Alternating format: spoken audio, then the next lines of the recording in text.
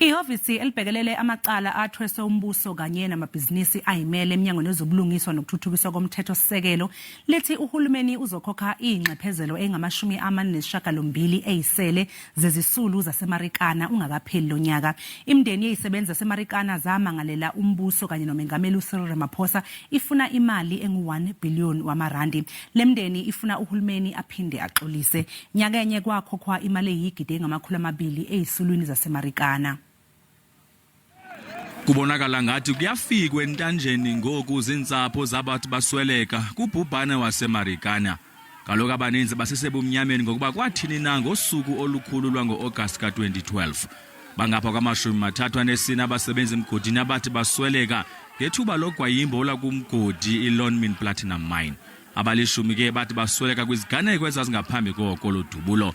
Isebe lezobulungiswa nomgaqo-siseko ivakalise ukuba zingamashumi-48 ngoku izinto ezizakuqwalaselwa phantsi kwejaji yenkundla ephakamileyo yasePitoli uqinisekisa ukuba kuyahlawulwa.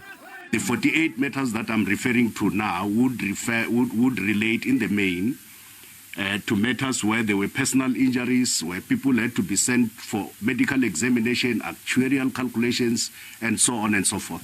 Esisiganeko saseMarikana sinyanzelise ukuba uhulumeni akhangele ekusunguleni imigaqo-nkqubo emitsha ezakuqwalasela into ezinje kwelizayo kuquka nokuthi mbende kokusoloko kukho ugwayimbo ngabahlali kwiilokishi zelo-Mzantsi Afrika.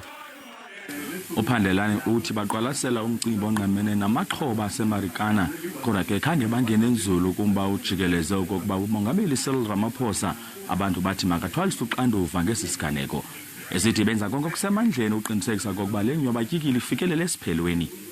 Abongile Dumako kwiindaba ze-SABC ePitoli.